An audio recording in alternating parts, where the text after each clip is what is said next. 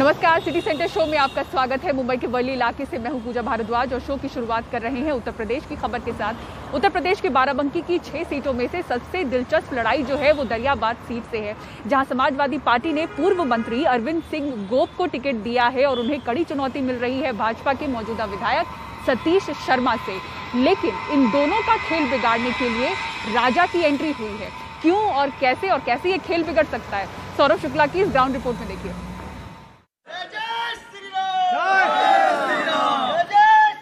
दरियाबाद के मौजूदा विधायक सतीश शर्मा गांव-गांव प्रचार कर रहे हैं। सतीश शर्मा 2017 में भारी मतों के साथ यहां से जीते थे। उन्हें लगता है कि मुफ्त राशन, राष्ट्रवाद और कानून व्यवस्था एक बार फिर से यहां से उन्हें जीत दिला देगा। ये माने नहीं रखता कौन सामने है, माने ये है कि जनता योगी और मोदी जी के साथ है। यहाँ पर जितने लोग खड़े हैं सब लोग कमजोर परिवार से, मध्यम वर्ग परिवार से, और सबका विश्वास मोदी और योगी पर है। दरियाबाद की जनता 2017 दोहराने के लिए बेताब है। 2 चरण में हम सैकड़ा पार थे, तीसरे चरण में भारतीय जनता पार्टी घुटनों पर गिर गई है। कल तीसरे चरण में पड़ा है धुबिया पार, चारों खाने समाजवादी पार्टी। अरविंद सिंह गोप को अखिलेश यादव का खास माना जाता है।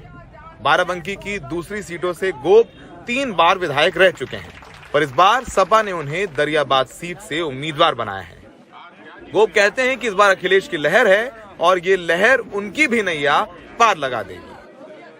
हम दोनों सीटों से, इसके पड़ोस में हैदरगढ़ से 2 बार विधायक रहे, बगल में रामनगर से रहे। अब की समाजवादी पार्टी के राष्ट्रीय नेतृत्व ने हमें दरियाबाद भेजा है। दरियाबाद में चुनौती थी, उसको स्वीकार किया गया। आज चुनाव दरियाबाद में एक तरफा समाजवादी पार्टी के पक्ष में है। सारा कार्यकर्ता, सारा नेता, गांव, गरीब, किसान सब समाजवादी पार्टी के पक्ष में। आप कहीं सर्वे कर लीजिए पूरी विधानसभा में, लोग कहेंगे चुनाव में नहीं है, फैसला हो गया समाजवादी पार्टी के पक्ष में। सीधी दिख रही दरियाबाद की लड़ाई में एक ट्विस्ट भी है। ये हैं दरियाबाद के राजा स्वर्गीय राजीव सिंह के बेटे रिंकू सिंह। राजा राजीव सिंह दरियाबाद से 6 बार विधायक रह चुके हैं, जिसमें से 4 बार वो सपा के टिकट पर जीते थे। इस बार राजा राजीव सिंह अपने बेटे रिंकू सिंह के लिए सपा का टिकट मांग रहे थे, लेकिन सपा ने टिकट नहीं दिया। कहा जा रहा है कि लंबे वक्त से बीमार चल रहे राजा साहब की इसी सदमे से मौत हो गई। इसलिए इंतकाम की आग में जल रहे रिंकू सिंह निर्दलीय मैदान में कूद पड़े हैं। मैं तो आप समझिए कि कुछ नहीं समझ पा रहा हूँ मेरी फाइट किससे। मैं तो अपना पक्ष केवल जनता के बीच दरियाबाद में रखने जा रहा हूँ कि जो मेरे पिताजी को आघात हुआ, जिससे उनकी मृत्यु हुई है, अगर आप लोग कोई सम्मानजनक उनको श्रद्धांजलि देना चाहते हैं तो उनका ये आखिरी इच्छा थी कि ये चुनाव लड़ा जाए। दरियाबाद में कई लोगों का कहना है कि रिंकू सिंह भले ही चुनाव ना जीत पाए, पर वो सपा और भाजपा दोनों का चुनावी गणित जरूर खराब कर सकते हैं। बाराबंकी की दरियाबाद सीट से अरविंद सिंह गोप की राह आसान नहीं है। यहां से पूर्व में 6 बार विधायक रह सके राजा साहब के बेटे निर्दलीय चुनाव लड़ रहे हैं, जो सपा में थे पहले। तो जितना अच्छा वो लड़ेंगे उतना नुकसान अरविंद गोप का है। वहीं बसपा ने भी अपना प्रत्याशी दिया है। ये कहा जा रहा है कि बसपा जितना अच्छा लड़ेगी उसका फायदा अरविंद सिंह गोप को है। तो किसको क्या फायदा होगा ये 10 मार्च को पता चलेगा। पर बाराबंकी की 6 सीटों में 5 सीटें बीजेपी ने जीती थी, तो क्या इस बार वापस वो प्रदर्शन रहेगा या सपा यहां से वापस अपनी खोई हुई साख हासिल कर पाएगी? सहयोगी विनीत और सरफराज के साथ बाराबंकी से सौरभ शुक्ला, टीवी इंडिया। उत्तर प्रदेश के बलिया में रक्षा मंत्री राजनाथ सिंह की जनसभा के दौरान भीड़ से एक शख्स ने चिल्लाकर भर्ती निकालने की मांग की, जिसके बाद मंच से ही राजनाथ सिंह ने कहा कि कोरोना की वजह से भर्ती नहीं निकल पाई, अब जल्द ही निकाली जाएगी। निकली, चिंता मत करा, कोरोना राजनाथ सिंह की जनसभा में एक युवक ने सेना भर्ती निकालने की मांग करते हुए अखिलेश यादव जिंदाबाद के नारे लगाए, जिसके बाद पुलिस ने युवक को पकड़ लिया।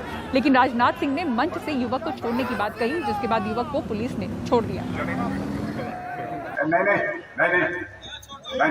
कोई ना पकड़े। हाँ, होगा बेटा, होगा। हमारे योगी जी ने भी यदि कोई योजना चलाई हो तो बता दीजिए, उन्होंने भर्ती निकाला हो, भर्ती। हाँ, बाहर निकली, चिंता मत करा, फिर कोरोना भी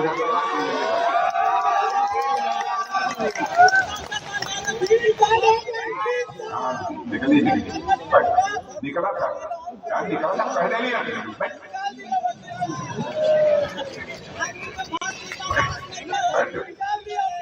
अरे भाई हम नेतागिरी करना, हम बात बिगड़ गई। बैठा और अब आइए कर्नाटक की बात करते हैं। कांग्रेस ने आरोप लगाया है कि कर्नाटक के वरिष्ठ नेता और पंचायती राज मंत्री ईश्वरप्पा हिंसा को बढ़ावा दे रहे हैं। आपको बता दें कि शिवमोगा में रविवार रात को हर्षा नाम के बजरंग दल के कार्यकर्ता की हत्या हुई थी, जिसके बाद माहौल बिगड़ा। राज्य के गृह मंत्री का कहना है कि इस मामले की जांच जिला प्रशासन द्वारा वो कराएंगे। अब तक इस मामले में 6 लोगों की गिरफ्तारी हुई है। हर्षा की शव यात्रा में राज्य के पंचायती राज मंत्री ईश्वरप्पा मौजूद थे।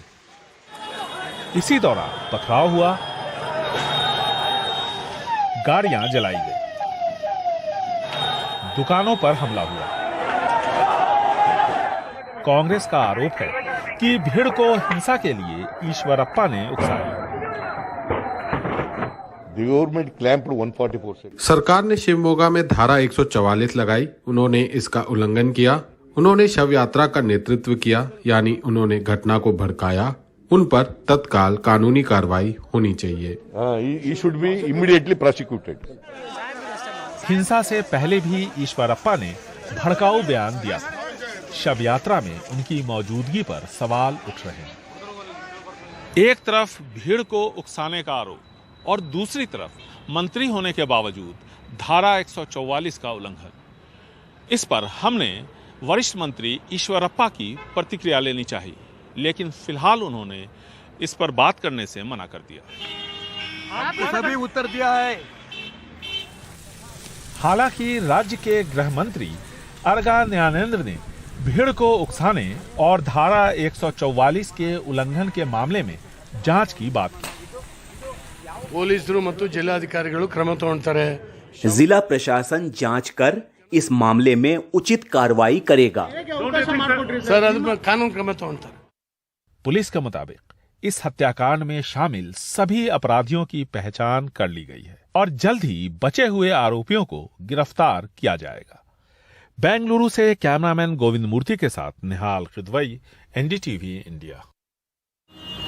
महाराष्ट्र में फिलहाल ज्यादातर जगहों पर 50% की पाबंदी है, जो कि जल्द ही मार्च महीने तक पूरी तरह से हटाई जा सकती है। इस ओर इशारा किया है महाराष्ट्र के स्वास्थ्य मंत्री राजेश टोपे ने, क्योंकि महाराष्ट्र में 1000 के करीब या 1000 से कम रोजाना के कोविड मामले अब दिख रहे हैं और मुंबई में करीब 2 साल के बाद रोजाना के मामले 100 से नीचे गए हैं। स्वास्थ्य विभाग के तमाम जो कर्मचारी हैं, डॉक्टर्स हैं, उनका मानना है कि तीसरी लहर लगभग खत्म हो चुकी है। मुंबई शहर बड़ी राहत की सांस ले रहा है। कोरोना के साथ करीब 2 साल की लंबी चली जंग के बाद पहली बार सोमवार को मुंबई ने कोविड के 100 से कम 96 नए केस देखे। 17 अप्रैल 2020 के बाद पहली बार महाराष्ट्र में भी 1000 से कम 806 कोविड केस आए, 2 महीने में सबसे कम। जालना जिले में स्वास्थ्य मंत्री राजेश टोपे ने कहा कि मार्च तक राज्य बाकी पाबंदियों से भी मुक्त हो सकता है, लेकिन मास्क से आजादी फिलहाल मुमकिन नहीं।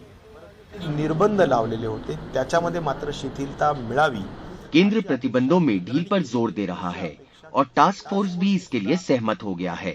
हम प्रतिबंधों में ढील के लिए अनुरोध करते हुए कैबिनेट बैठक में एक प्रस्ताव रखेंगे और मुझे उम्मीद है कि सीएम सकारात्मक निर्णय लेंगे। मुख्यमंत्री महोदय या संदर्भातला नक्कीच सकारात्मक निर्णय घेतील असं मला 100% विश्वास है। मास्क मुक्त अगले महीने मार्च में प्रतिबंध हटाने की उम्मीद है, पर मास्क का इस्तेमाल पर छूट देने का सवाल ही नहीं उठता। अपेक्षा है। मुंबई ने बीते 2 वर्षों में 3 लहरों की बड़ी मार झेली है। स्वास्थ्य विभाग के लिए जंग लंबी और बेहद जटिल रही। अब लगभग सारे सरकारी और निजी डॉक्टर तीसरी लहर को खत्म मान रहे हैं। ओमाइक्रॉन फिलहाल मुंबई में एकदम कम है और हॉस्पिटलाइजेशन भी नहीं के बराबर ही है, आईसीयू में एडमिशन भी नहीं के बराबर ही है, बहुत कम हो रहे हैं। और इस समय ओमाइक्रॉन ऑलमोस्ट मैं बता सकता हूँ कि जाने के इसमें, पर फिर भी हम लोग सब लोग ने सोशल डिस्टेंसिंग, मास्किंग और वैक्सीनेशन, इससे दूर नहीं जाना है अपने को। पिछले 10 दिन से मैं बोलता हूँ बम्बई की स्थिति में जरा थोड़ा सा सुधार है। जैसे हम यहाँ पल्मोनरी फंक्शन टेस्ट करते हैं तो हम सबका कोविड टेस्ट कर रहे हैं, एंटीजन टेस्ट कर रहे हैं, RT-PCR, जिसमें से हार्डली हमको 1 या 2 पेशेंट आते हैं हफ्ते में जो कोविड पॉजिटिव आते हैं। सब जगह यही हालत है कि पेशेंट 10 के अंदर ही है और कुछ कुछ जगह तो शायद पेशेंट भी नहीं है। तो काफ़ी हद तक हम बोल सकते हैं अभी जो भी ये 3rd वेव ओमिक्रॉन की है ये खत्म होते आ रही है। आर्थिक राजधानी में कोविड की पाबंदियों का असर सिर्फ शहरवासियों पर ही नहीं बल्कि यहाँ से चल रही कई जिंदगियों और परिवारों पर पड़ता है। शहर का पूरी तरह जल्द पटरी पर लौटना बेहद जरूरी है। मुंबई से पूजा भारद्वाज, NDTV इंडिया। और वक्त हो चला एक ब्रेक का। ब्रेक के बाद आपको दिखाएंगे भारत के युवा ग्रैंड मास्टर जिन्होंने शतरंज में दुनिया के नंबर 1 खिलाड़ी को हरा दिया।